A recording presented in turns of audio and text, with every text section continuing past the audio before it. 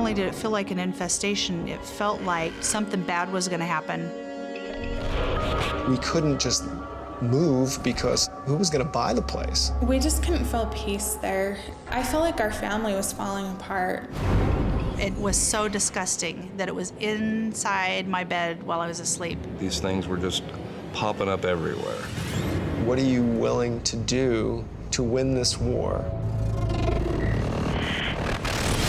3 different families fighting 3 different infestations. Home is a sanctuary, but invaders don't respect boundaries. Our 4 walls provide all they need to survive, to thrive, and to multiply. And when they move in, home will never feel the same again. At an Oregon hospital, Tammy Adams's dream of living close to nature has backfired. She's receiving emergency treatment because her home is infested with a dangerous pest. And now her family fear for her life. It got to the point where I was literally thinking, if she dies, I don't know what the hell I'm gonna do. 6 months earlier, when Tammy and her partner Kevin first visit the house, the only thing they notice is its beauty. Finding a place as secluded as this is a stroke of luck. When we went to look at the place, it almost was too good to be true. It was gorgeous. Somebody had planted big fir trees and birch trees, and it was just so shady. It was just a really, really nice place. We honestly planned on living there for 5-10 years minimum. It was that cool.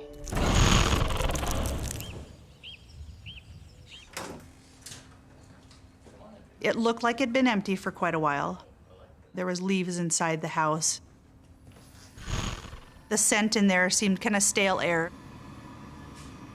It needed a good cleaning.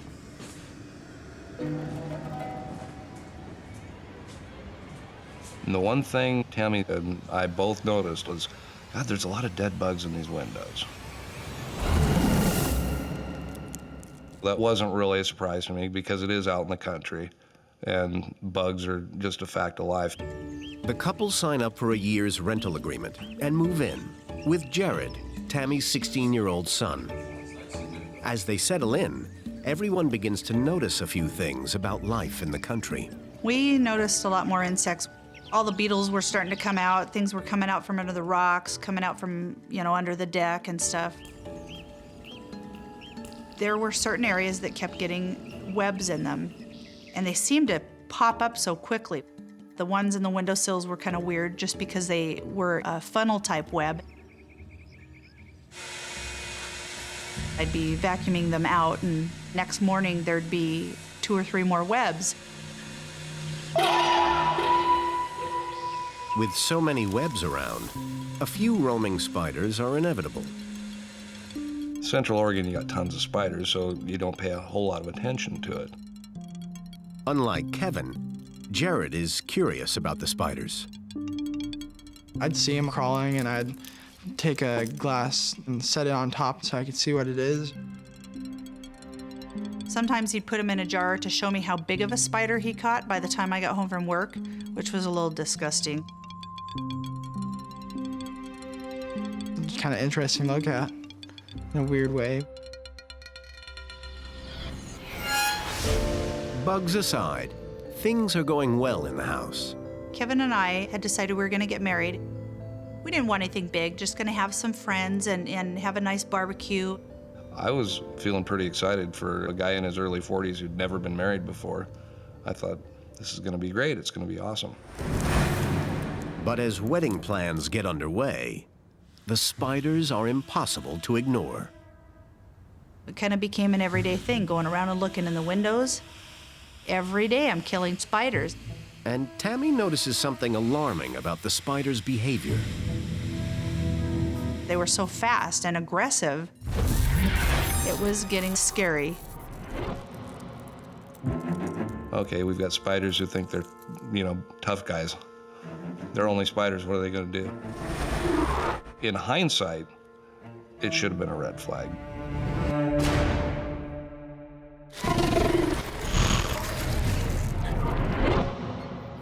In rural Idaho, a young family have found their dream home. Surrounded by fields and lakes, this remote house is a welcome breath of fresh air for Ben Sessions, wife Amber, and their 2 young boys.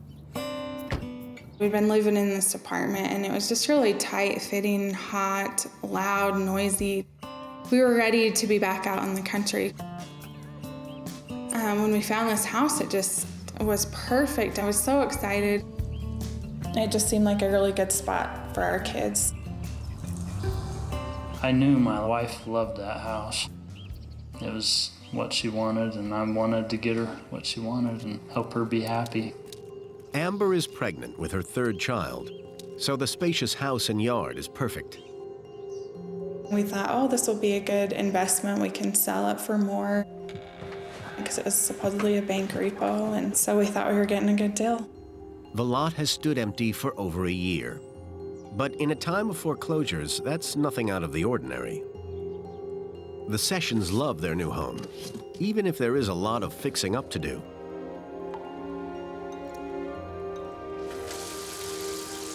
So when Ben realizes the water smells strange, he blames old pipes.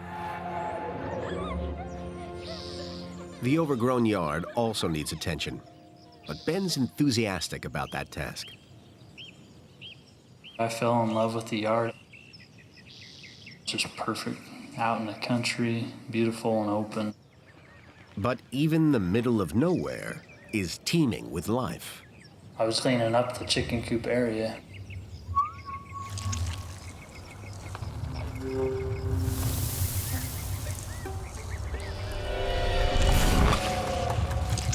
It really grossed me out, and I jumped back. It really put a pit in my stomach, thinking, oh man, I hope there's not more of these. Ben recognizes them as garter snakes, the most common non-venomous snake in the U.S. I remember him saying, Amber, come here. He had caught 2 snakes in a bucket. I thought, well, we live out in the country, we're gonna see a few snakes. Amber didn't think it was a problem, but a few days later, Ben finds more snakes. Now he's collecting dozens of them. Suddenly, being outside isn't so much fun. Just the feeling of them, the way their skin moves over their ribs. A lot of them would try to reach up and bite me. I remember smelling them, and oh, it was just terrible. I just wondered what the heck they had done, if it had used the bathroom on me or what. Meanwhile, Amber is calling the power company to register as the new owners. And they've got an unusual record for the house. The man that I talked to said, oh, I have a note here saying that they couldn't get to the power meter because of snakes.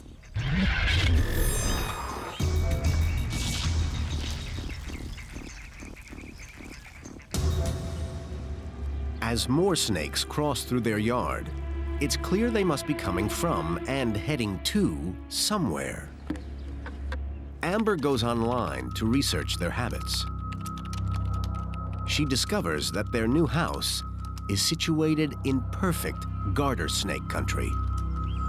An area of natural habitat with some lakes or streams, some meadows with some long grass, will allow a very opportunistic animal like a garter snake to be very, very successful and use all of those different habitats. I was thinking, well, they must be coming from the lake behind our house. I think I was trying to cling on to that hope that maybe we were just stirring them up. That this problem will go away, but it just kept getting worse and worse.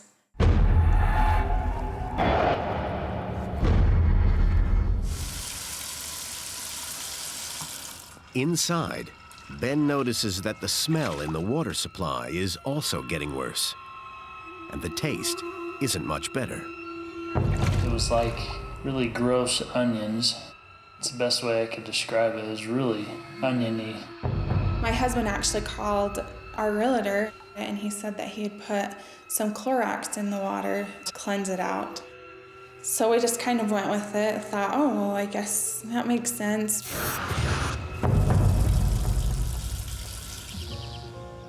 But a few days later, events outside overtake any concerns about the plumbing.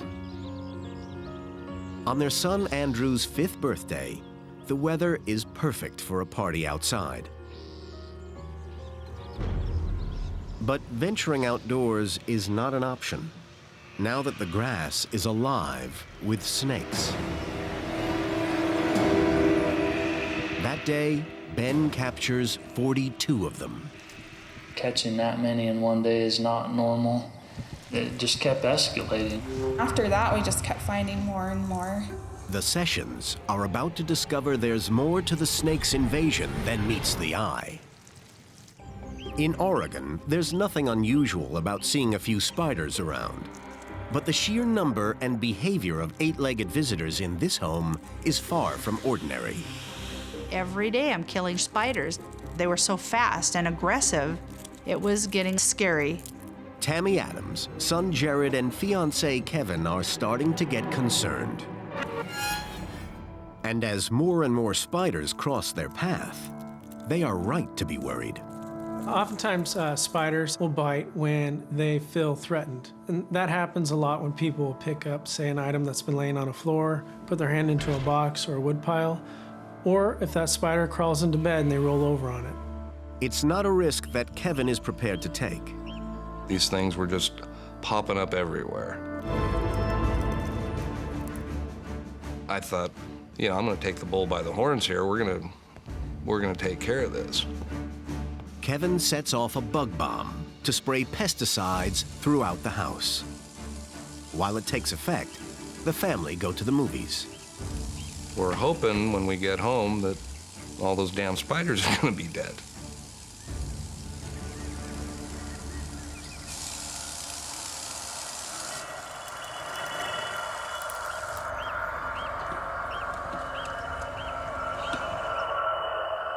I couldn't believe the amount of dead bugs that were all over the place. I assumed that we had gotten everything and that all of the spiders were dead as well. It seemed to have worked like a charm. I was husband guy. I had done the job.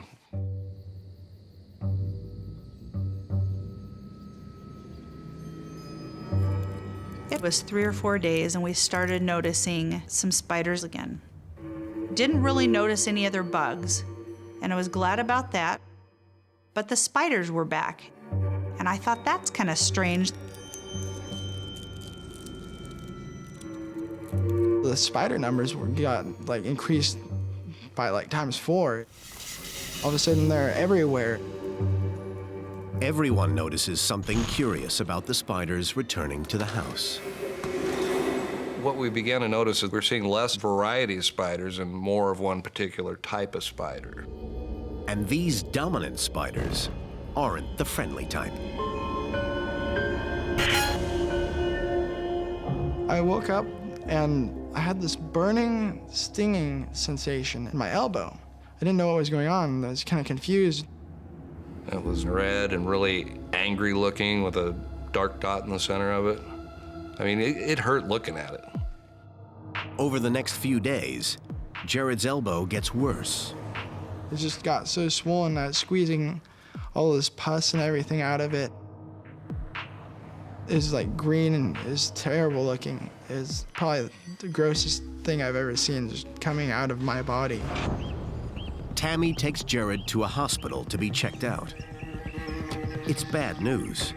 This is a spider bite. The doctor said the type of bite this is could be very dangerous because of it getting infected so quickly. Jared's put on a course of strong antibiotics, and the bite slowly improves. But with hundreds of spiders now making themselves at home, Tammy and Kevin are getting worried. They call an exterminator, who heads straight for the crawl space under the house.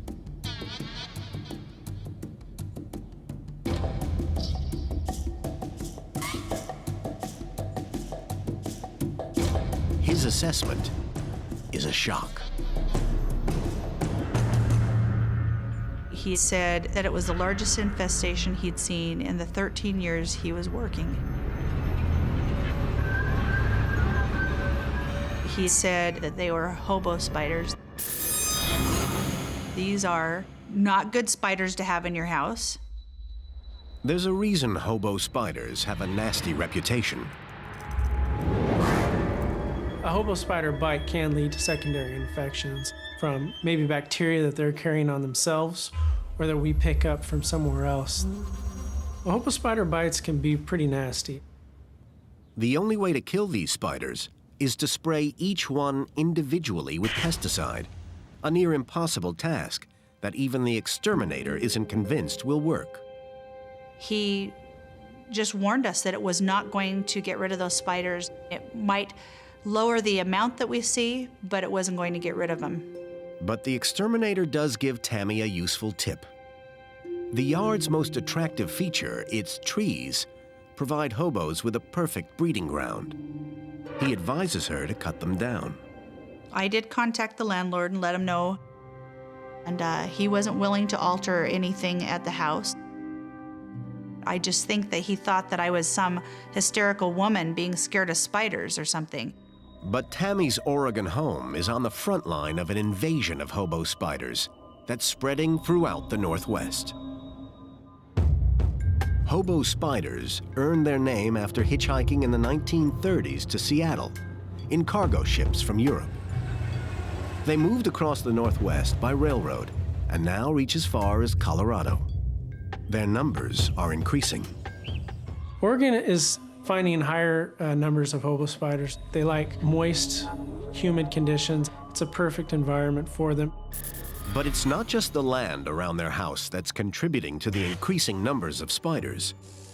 Kevin's well-intentioned bug bomb has made the situation inside their home worse. One of the things that will lead to large numbers of hobo spiders inside of a home is actually reducing other insects that compete for food.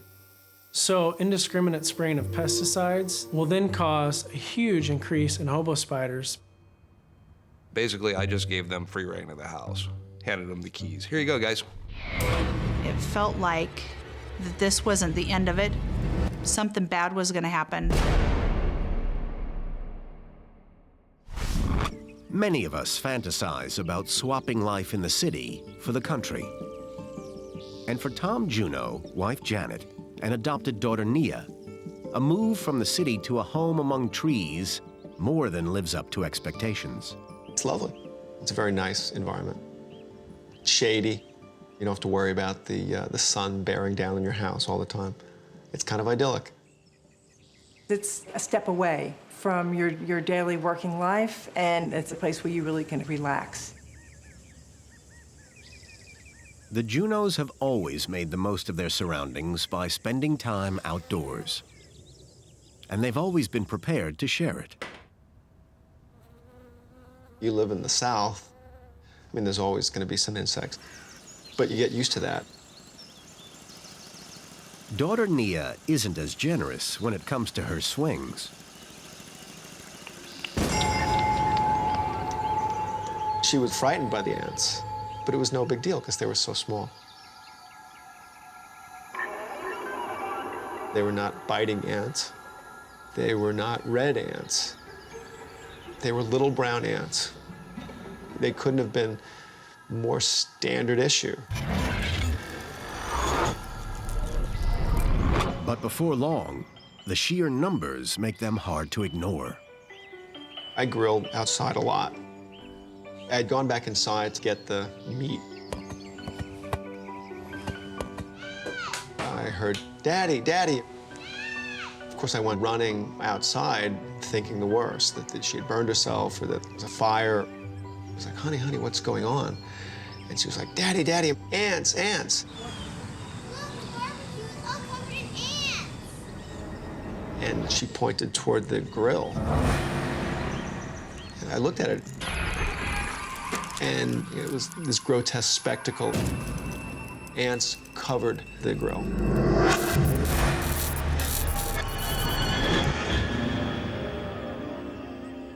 The Junos figure the incident is a one-time thing and don't give it another thought. It's easy enough to forget about creatures as tiny as ants. One time we left a donut in our car. And the moment their backs are turned, the ants mobilize into highly organized task forces to seek out food. The workers will forage out from the central nest looking for food. And when they find food, they have to tell the other ants where it is. So it lays a pheromone trail, what's called a recruitment trail. And through time, the number of ants goes higher and higher. That to me was the first inkling that they were capable of really putting up some numbers. But because they were still outside, it was something that you could sort of rationalize.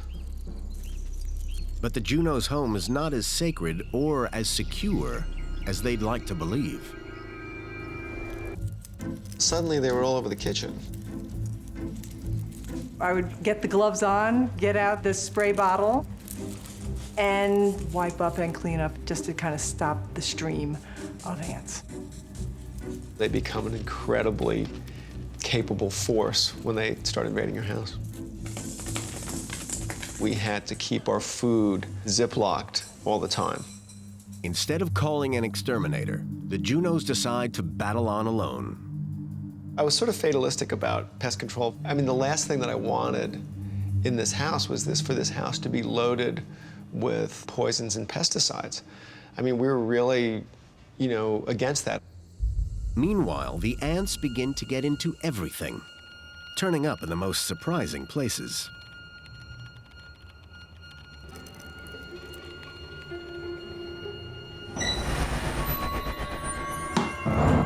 And the wine glass was populated with ants. That made me realize that we were in a battle.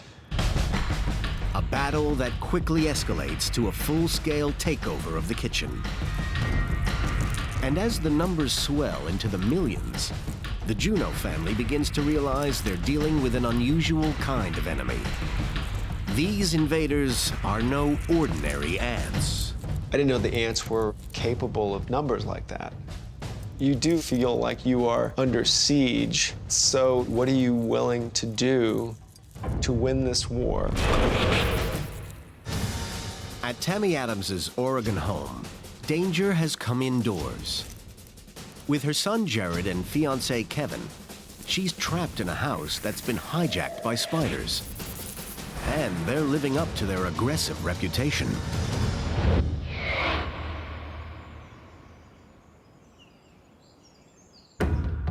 If a person has hundreds of hobo spiders, you do want to be careful. I mean, this is an arachnid that can bite, especially if it feels threatened.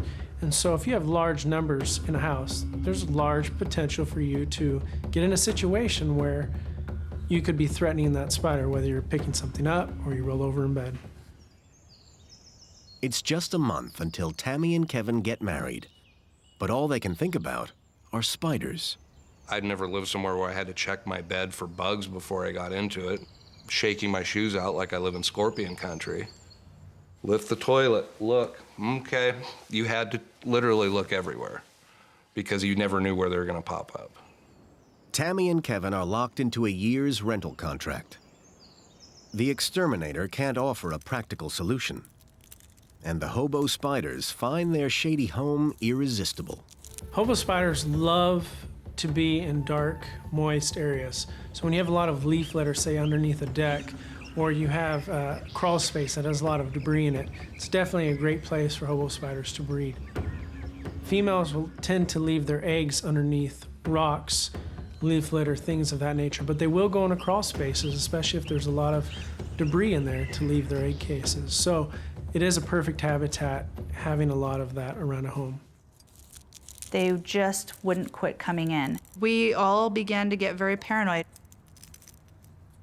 And the sense of paranoia is justified.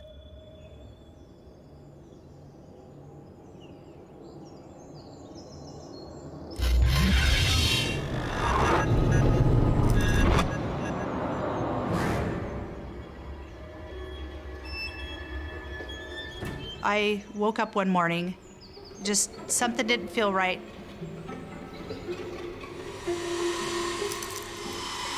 and there was a spider in there, and I was jumping around. It was so disgusting that it was inside my bed while I was asleep. Got in the shower, and I looked down, and there's a red spot with the dot in the middle. This isn't the first time Tammy has seen this mark. When son Jared was bitten by a hobo spider, it looked exactly the same, except Tammy's is about to get a whole lot worse. By the following day, the redness had grown about as big around as a golf ball. I almost could feel it eating through the tissue. Kevin and Jared rushed Tammy to the hospital. Her condition shocks Dr. Glinda Crabtree, who treats her that day. I would say this is one of the worst spider bites that I've seen. It looked like a big, red, hot abscess, probably about the size of a mango. And the amount of pus that came out was about a cup. An infection as bad as Tammy's can be extremely dangerous. Tammy's situation was an emergency. She could have gotten very sick from this abscess if it were allowed to progress. Tammy's at risk of developing a threatening condition called sepsis. Sepsis is when there's an introduction of bacteria into the blood system itself. Consequences of sepsis can result in high morbidity and high mortality. People can be very, very sick. They can get admitted to the intensive care unit. It could be a long recovery. The worst case scenario would be death. It was horrific. I mean, it got to the point where I was literally thinking, if they can't figure this out and she dies, I don't know what the hell I'm gonna do.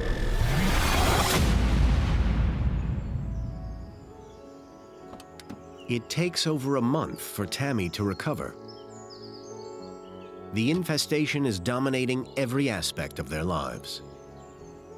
I still got married, and I still, am with Kevin, and we still love each other, but it ruined that part of my life. I mean, it was a really horrendous thing to go through. The house was perfect, but the spiders too much to bear. They pulled together enough money to pack up and abandon their home to the menacing squatters, moving somewhere that won't attract them. No deck, no trees. I just didn't want to have any part of that same type of terrain around the house at all. The spiders have won. They sue their former landlord and recover some of the $10,000 spent on medical bills while living at the property. But the psychological trauma continues. There was a lot of fear that I have not gotten rid of. That's going to be there forever. Something tickling your arm, it's got to be a spider. You can't live in a house and look over your shoulder. It's the one place where you shouldn't have to be looking over your shoulder.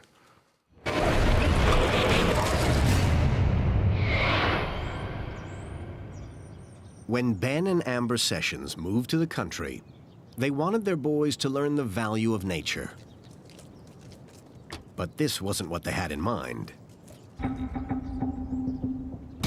Their yard is infested with garter snakes. Catching that many in one day is not normal. It just kept escalating. In a single day, Ben catches over 40.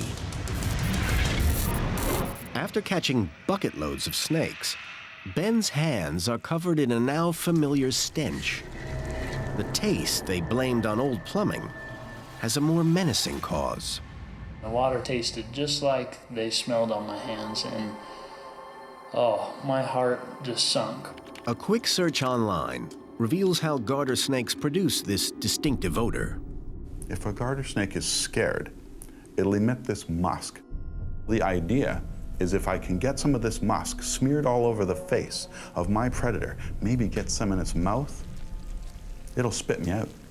And it smells pretty bad. Ben and Amber are certain that their water supply has been tainted with the same odor. Been showering in this. It was terrible. I mean, everything you do in your home is with water.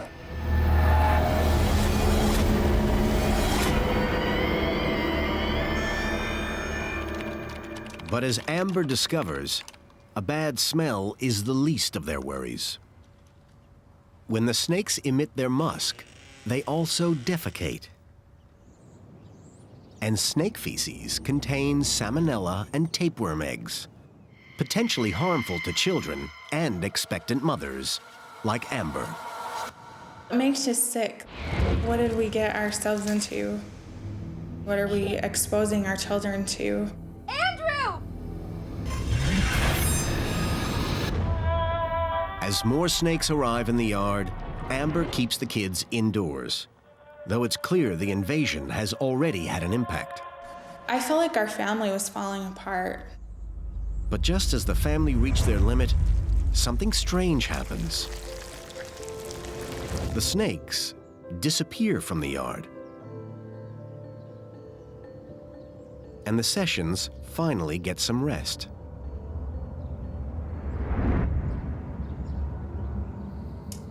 But the relief is short-lived. I laid down hoping to get some sleep. It just was far from that.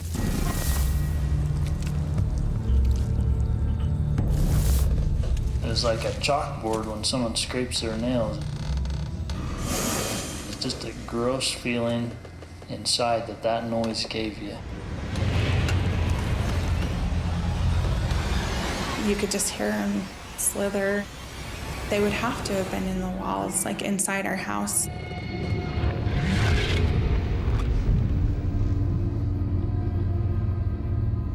Ben gets up early, determined to assess the extent of the infestation.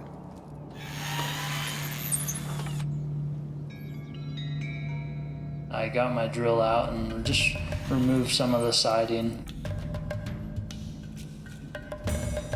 I put my gloves on thinking this could be a mess. And when I pulled that siding part off, dozens fell from there. And they immediately were slithering back under the foundation. We just knew that, okay, this is a huge problem. And sure enough, Amber encounters a snake inside the house. It was a Sunday morning. I went to go into the laundry room. There was a snake, like almost 2 feet long on the floor. For me, for a long time, I was like, well, if they're not in the house, I can handle it. But as soon as they were in the house, I knew that there was going to be a lot bigger problem. Fearing the snakes could be congregating somewhere inside, Ben inspects the crawl space under the house. I didn't want to do it, but the only reason I did it was to see what I could find. I had to military crawl across the dirt. The feeling of being under there, I was scared to death inside. As Ben goes further in, the stench of snake gets stronger. Where I was in the crawl space, you could smell it big time. They were crisscrossing everywhere. There's enough snake holes under the house that they had to be under the ground. It was obvious that we were living right on top of them. Below the crawl space, within the foundation of the house, lies a massive snake den, a hibernacular. And the Sessions have paid good money to live on top of it.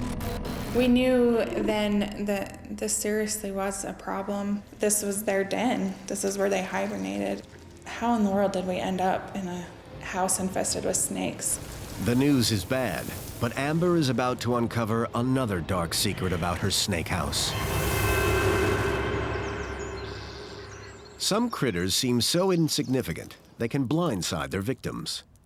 A vast army of ants is invading a dream Georgia home, taking the Juno family by surprise. With constant war with these little, tiny little creatures that were infiltrating virtually every corner of our house.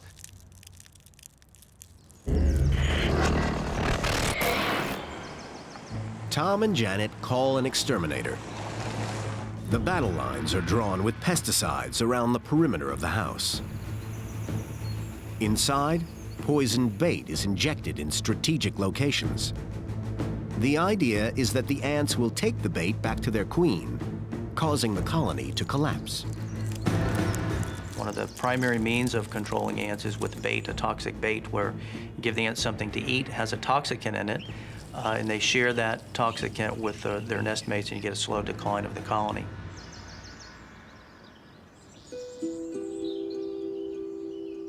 The Junos believe that they will now win this war. But the ceasefire is temporary. I thought that the ants were more formidable than the pest control people. I knew that they were a sort of a superhuman force.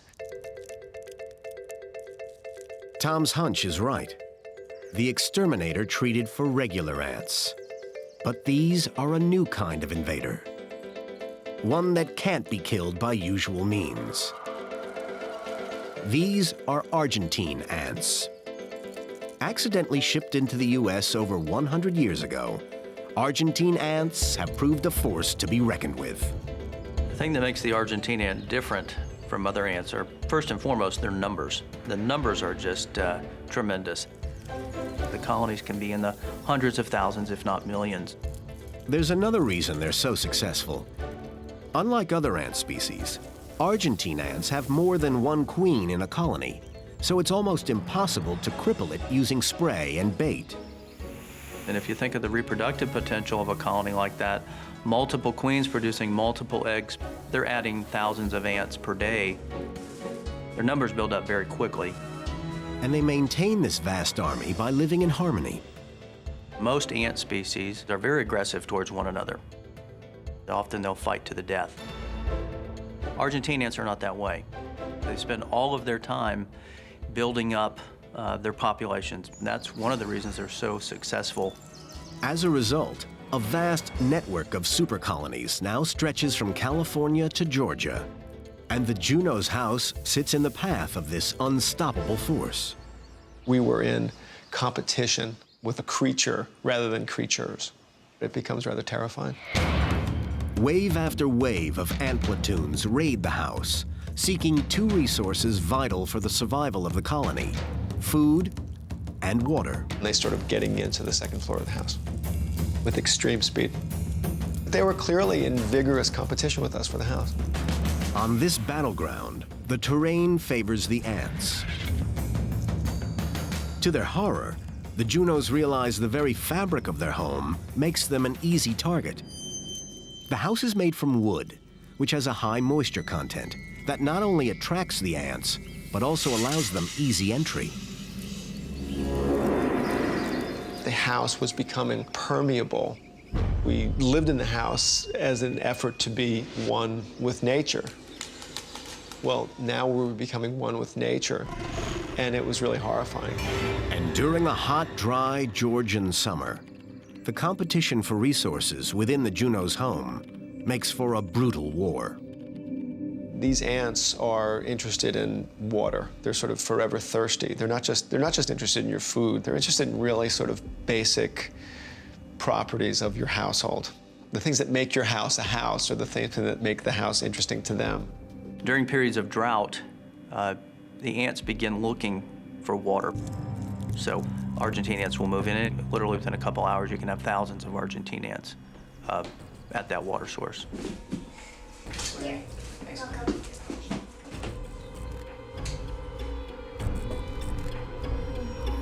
I took a swig of water.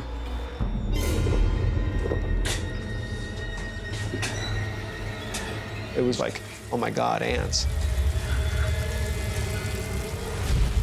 There were a lot of ants in the water bottle, and there were a lot of ants in my mouth. I mean, I had to spit out 20 or 30 ants. A final frontier had been breached. But this isn't their final raid on the Junos' home.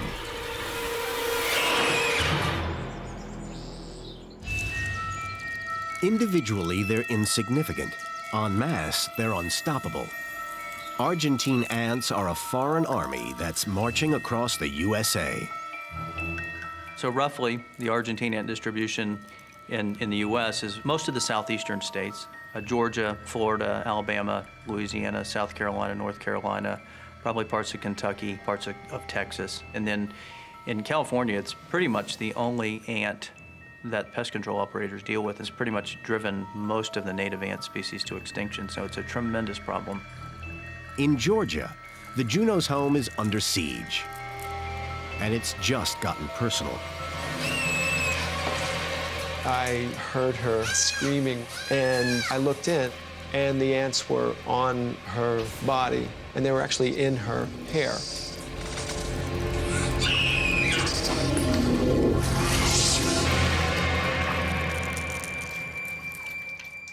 We lived in the ant house. I mean, that's what my daughter called the house. The family longs to escape, but it's a far from practical option. We couldn't just move because who was going to buy the place? I mean, what were we going to do? And it was a beautiful house originally that we were going to have to sell at, you know, a steep discount, essentially give away for nothing. And what was happening was simply that the ants were winning. Extermination treatments have failed. There is one drastic option, but that will cost tens of thousands of dollars. The ants gain easy entry through their wooden walls. If they're reinforced with concrete, their house will look the same, but inside, it will be a fortress. Ultimately, we were willing to spend all our money, which is the option that we took. We had to gut the house. There was no other choice. Time had come. Reclaim your home. Nature's great, but when it steps inside and steps on your life, then it was a different story. The renovations make a big difference. It was one of those things where you go, why didn't we do this before?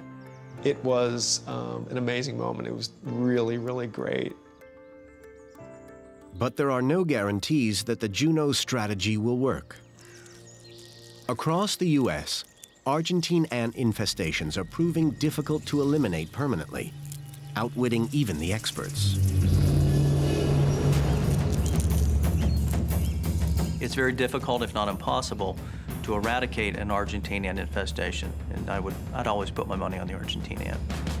The odds aren't good, so the Junos can only wait and see if their woodland retreat remains ant-free. Tom Juno doesn't underestimate the enemy. One ant is extremely stupid. 2 ants is a little bit smarter, but when you have a couple million, all that intelligence is sort of amassed toward the intelligence of the colony, and they become quite a force to be reckoned with. There really isn't a barrier that you can make. These ants are living outside, and they send out scouts, and some of those scouts come in your kitchen if they find a food resource. They don't care it's your kitchen. They'll move into your kitchen by the tens of thousands looking for or gathering that food. So there really isn't a way that you can keep them out. You can discourage these ants from establishing nest sites around the structure, but there's really no way to keep them out.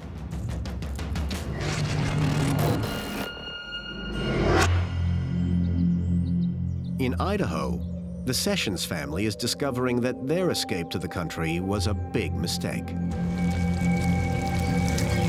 If you're living in a countryside environment, you're going to encounter some wildlife, and you may encounter a garter snake or two. And if I had a property where I was seeing all of a sudden 40, 50, 60 snakes on my lawn, I'd wonder what was going on. Ben Sessions has found evidence of a den of thousands of garter snakes under his house.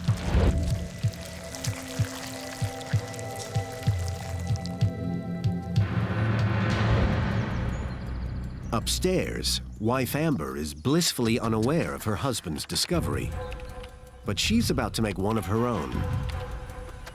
While searching online, she comes across a story on a local news site. a wiggly, squirmy mass of snake, which is just one of hundreds of reasons the Ards are packing up house and leaving the home they bought in January. It was only a baby snake, but it was a snake, and I was like, oh. The story is about another Idaho family whose house was also infested with garter snakes. They live in the same town as the Sessions. But there's something else that's familiar. It's the house that Amber lives in now, with her family. Oh my word, that is our house. I showed my husband and we were both just kind of sick. We knew then that this seriously was a problem. Amber learns that the snakes have been living under her house for years. The previous family abandoned the place and never knew who bought it after them, so the Sessions weren't made aware of the problem. I just couldn't believe we were looking right at our home and we never saw it before we purchased. But to the snakes, this house is their territory. A foundation offers a lot of possibilities for little nooks and crannies for snakes to get into and successfully hibernate for the winter. Once a den site is established and the animals are using it year after year, there's very little that's going to change that. The Sessions learn that the only solution is to lift the entire house up and pour in new foundations. The work will cost twice the value of the property. And that would have been well over $100,000 to even do that. And we are already well into that just buying the house. Days later, Amber leaves for the hospital to give birth to their baby daughter, Miley. They never return to the house. I didn't want to take my new daughter to a snake house. The Sessions see only one way out. They declare bankruptcy. It's hard to not get upset and angry about it. I just hope nobody else has to go through that and live there. The House of Snakes is back on the market. As a human species, we like sometimes to get out of a city environment. What we need to realize is that we're actually moving into natural areas that are already populated by all sorts of different species of wildlife. It's quite likely that those wildlife species will investigate our homes. Living close to nature means you'll need to expect the worst, as well as the best, of what it has to offer.